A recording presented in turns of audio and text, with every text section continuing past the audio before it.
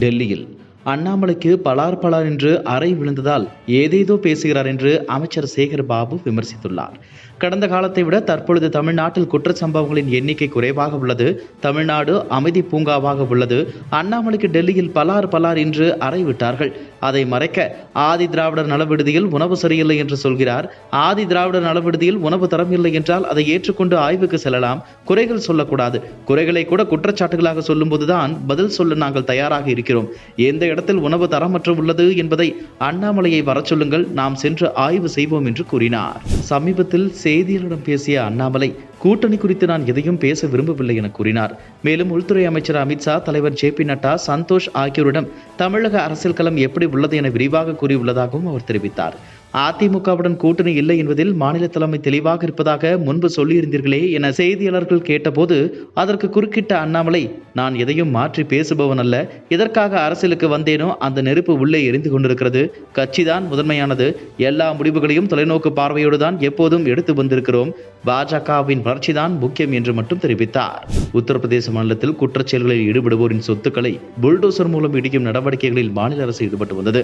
இதற்கு கண்டனம் தெரிவித்த சுப்ரீம் கோர்ட் இந்த நடவடிக்கையை நிறுத்தி வைத்து உத்தரவிட்டது. கடந்த 2023 ஆண்டு கொல்லப்பட்ட ரவுடி அதிக் அகமதுவுக்கு சொந்தமான சொத்து என கருதி தவறுதலாக பிரயாக்ராஜ் நகரில் சில வீடுகள் புல்டோசர் பயன்படுத்தி இடிக்கப்பட்டன. இதனால் பாதிக்கப்பட்ட வழக்கறிஞர் ஜூல்பிகர் ஹைதர், பேராசிரியர் அலி அகமது மற்றும் 2 பெண்கள் சுப்ரீம் கோர்ட்டில் முறையிட்டனர். அதில் வீடு இடிப்பதற்கு முதல் நாள் தான் தங்களுக்கு நோட்டீஸ் அனுப்பப்பட்டதாக அவர்கள் தங்களது மனுவில் கூறியிருந்தனர்.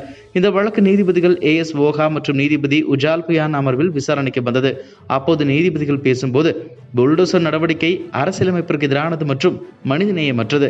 இது எங்களது மனதிற்கு அதிர்ச்சி அளிக்கிறது. தங்குவதற்கு என சட்டத்தில் குடிமக்களுக்கு உரிமை அளிக்கப்பட்டுள்ளது. வீடுகளில் நோட்டீஸ் ஒட்டுவதை நிறுத்த வேண்டும். இதனால் பாதிக்கப்பட்டவர்கள் வீடுகளை இழந்துள்ளனர். அவர்களுக்கு தலா 10 லட்சம் ரூபாய் வழங்க வேண்டும். ஒரே வழி இதுதான்.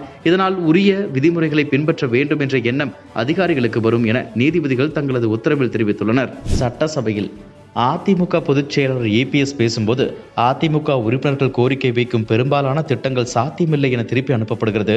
எனது தொகுதி சார்பாக முன்வைக்கப்பட்ட 10 கோரிக்கைகளில் 2 மட்டுமே ஏற்றுக்கொண்டனர் என குற்றம் சாட்டினார். இதற்கு முதலமைச்சர் ஸ்டாலின் பதிலளித்து பேசும்போது ஒவ்வொரு உறுப்பினரும் தங்கள் தொகுதி சார்ந்து 10 கோரிக்கைகளை வழங்க வேண்டும். அதை நிறைவேற்றுவதை நோக்கம். கட்சி பாகுபாடின்றி அனைத்து தொகுதிகளின் நலத்திட்டங்களுக்கும் நிதி ஒதுக்கீடு செய்யப்படுகிறது. முதலமைச்சர் திட்டத்தை நானே நேரடியாக 2 மாதத்திற்கு ஒருமுறை ஆய்வு செய்கிறேன் என்று அவர் கூறினார். டாஸ்மாக் தலைமை அலுவலகத்தில் அமலாக்கத்துறை நடத்திய சோதனையை சட்டவிரோதமானது என்று அறிவிக்க கோரி சென்னை ஹைகோர்ட்டில் தமிழக அரசு வழக்கு தொடர்ந்துள்ளது. இதே கோரிக்கையை முன்வைத்து டாஸ்மாக் நிர்வாகமும் வழக்கு தொடுத்துள்ளது. தமிழக அரசு டாஸ்மாக் தாக்கல் செய்த இந்த வழக்கில் அமலாக்கத்துறை சென்னை ஹைகோர்ட்டில் பதில் மனு தாக்கல் செய்துள்ளது. அதில் கூறியுள்ளதாவது: அமலாக்கத்துறையின் சட்டப்பூர்வ விசாரணையை சீர்குலைக்கும் வகையில் தமிழக அரசு வழக்கு தொடர்ந்துள்ளது. சோதனைக்கு எதிராக அமலாக்கத்துறையிடம் முறையிட வாய்ப்பிருந்தும் நேரடியாக ஹைகோர்ட்டை நாடியது தவறு. ஆதாரங்கள் சேகரிக்கவே பெண் அதிகாரிகளின் மொபைல் போன்கள் சேகரிக்கப்பட்டன. சட்டப்பூர்வமாக சோதனையை முடக்கக்கூடிய வகையில் தொடரப்பட்டுள்ள தமிழக அரசின் வழக்கை அபராதத்துடன் தள்ளுபடி செய்ய வேண்டும் என்று கூறியுள்ளது. நீலகிரி மாவட்டம் உதகையில் மாநில மாணவரணி கருத்தரங்கில் திமுக துணை பொதுச் செயலாளரும் MPயுமான ராசா பேசும்போது கடவுளை வணங்க வேண்டாம் என கூறவில்லை. கடவுள் மீது எந்த கோபமும் இல்லை. நெற்றியில் பொட்டு வைப்பதும் கைகளில் கயிறு கட்டுவதும் சங்கிகளின் அடையாளம். கரைவேட்டி கட்டிக்கொண்டு பொட்டு வைக்க வேண்டாம். நீங்களும் பொட்டு வைத்து கயிறு கட்டுகிறீர்கள். சங்கிகளும் இதைத்தான் செய்கிறார்கள். யார் சங்கி யார் திமுக காரன் என வித்தியாசம் தெரியாமல் போய்விடும் என்று கூறினார்.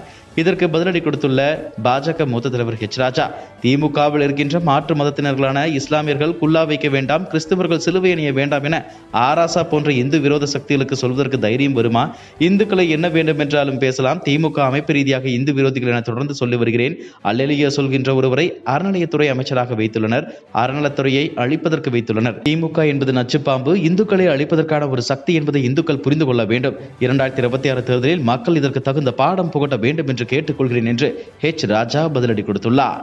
தமிழ்நாட்டிற்கு எதிரான பாஜகவின் அரசியல் பழி வாங்கும் நடவடிக்கைக்கு முற்றுப்புள்ளி வைத்தே தீர வேண்டும் என அண்ணாமலைக்கு சசிகாந்த் செந்தில் MP பதிலடி கொடுத்துள்ளார். ஊழல்களை அம்பலப்படுத்துகிறேன் என்று சொல்கிறார் அண்ணாமலை.